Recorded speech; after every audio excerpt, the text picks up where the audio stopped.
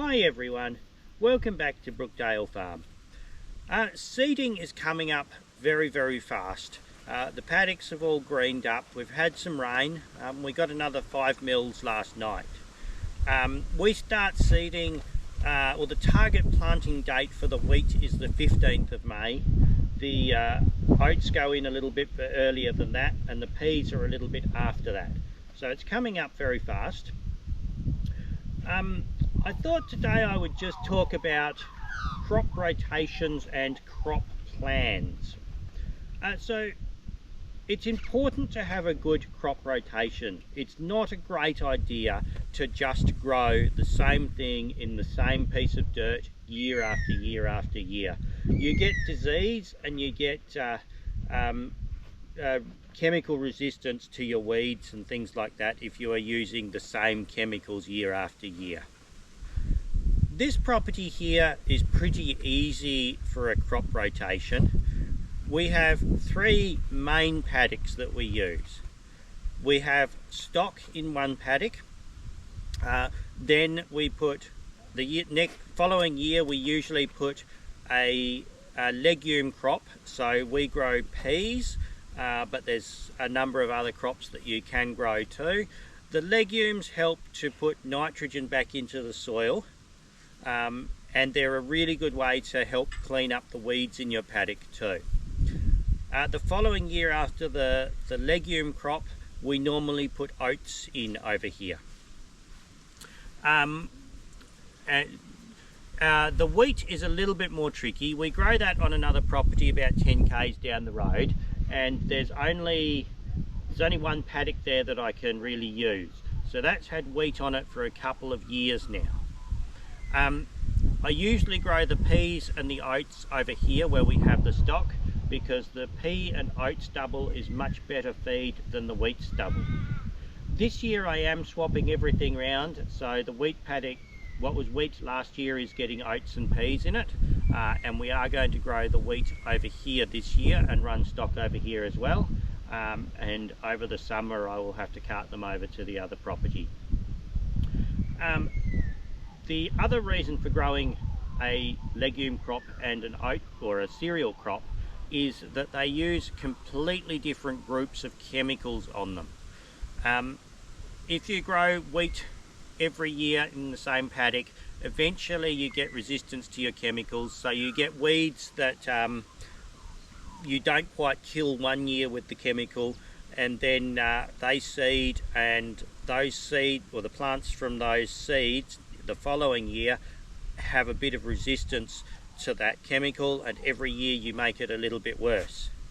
The peas use a completely different chemical, and those grasses are not resistant to the pea chemical. So you hit them with the pea chemical and wipe out a lot of the grasses that were resistant to your wheat chemical. And this is really important. The stock also help to manage your weeds. If you can put them heavily enough on a paddock at the right time, they will chew all the seed off, and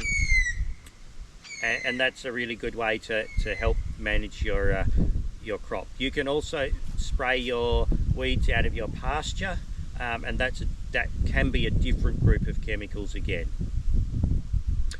Now I thought I would also talk about crop plans. Something that I found out way too late in farming is that you can actually go to an agronomist and get them to do a written crop plan for you. This takes you through every step that you need to grow a good crop. And most of the big farmers get them done. Some of them are really expensive. I know people who spend $5,000 to get a crop plan done every year. But that comes with a fair bit of backup, and the agronomist will come out and look at your crop 3 times and stuff like that, which is all helpful, but it's way too expensive for a small farm. You can get them done much more cheaply.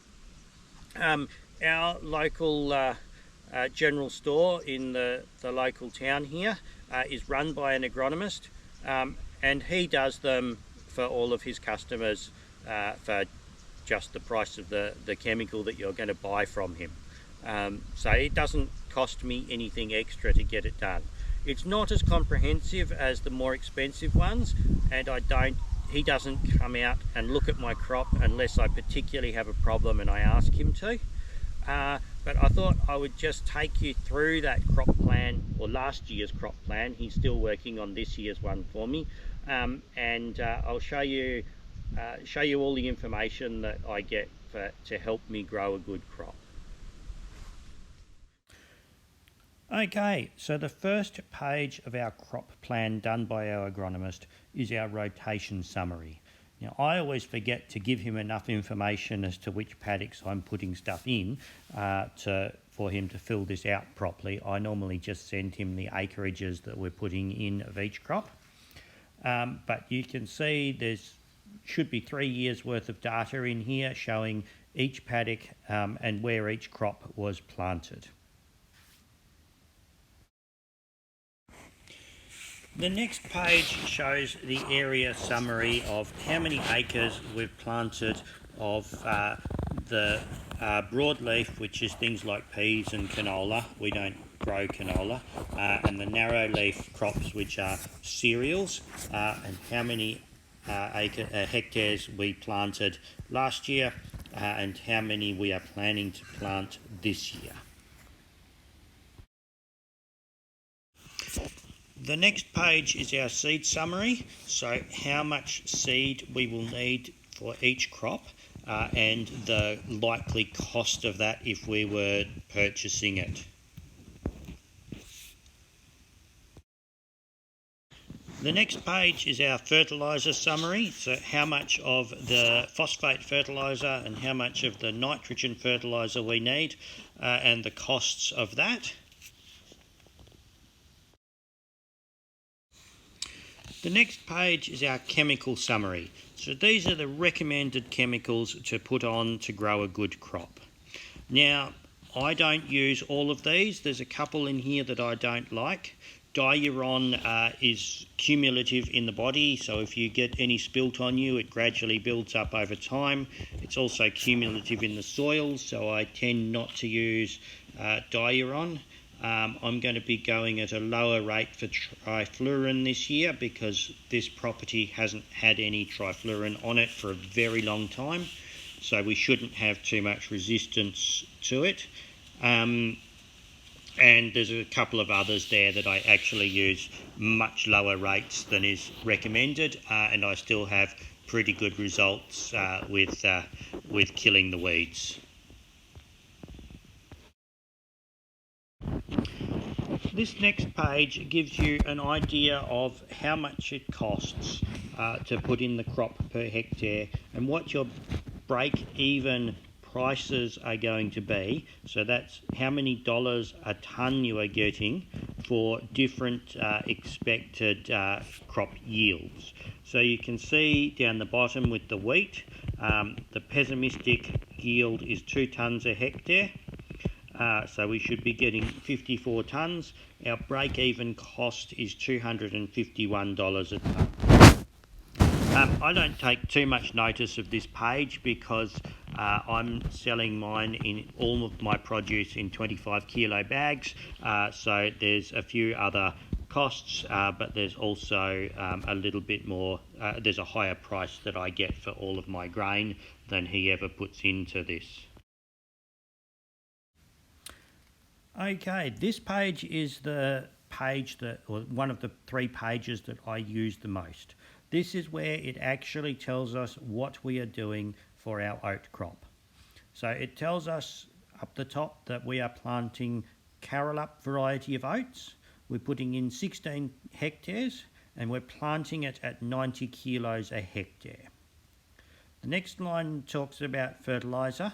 So we've got urea, which is a nitrogen-based fertiliser. We're starting out by putting 50 kilos a hectare on upfront immediately before we seed. We're then using K-Till Extra at 100 kilos a hectare, and that goes in through the seeder with the seed. Then a little bit later on, as the crop starts growing, we're going to put another 100 kilos of urea on. so a bit more nitrogen fertiliser. Then it gives us our chemical summary. So we're using Knockout Extreme, which is a glyphosate, and ammonium sulfate granules mixed in with it. This just helps the plants uptake the glyphosate a little bit better, and it helps kill the weeds a bit better. It also tells us that we're using 75 litres a hectare when we're doing our spraying.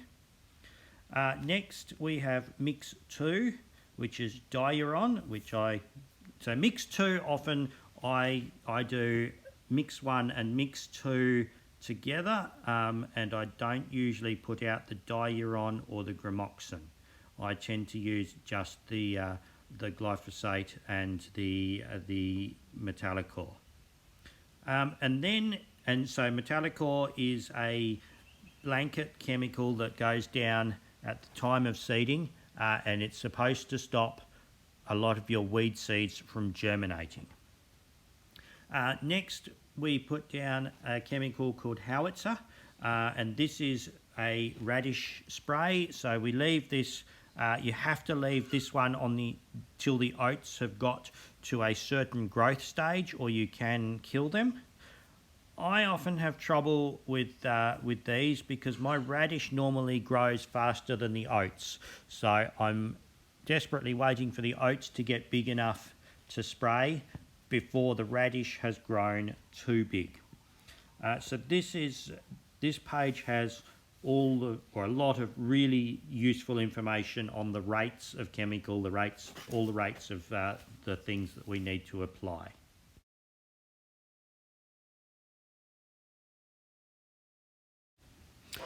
This next page is the same for the pea crop, so it goes through our rates, all of our chemical mixes, and everything that we need to know for putting the peas in.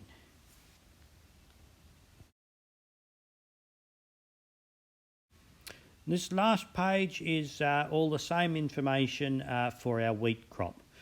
So these are the three main pages that I use, because it has all the information that's contained in the rest of the crop plan are on these 3 pages here.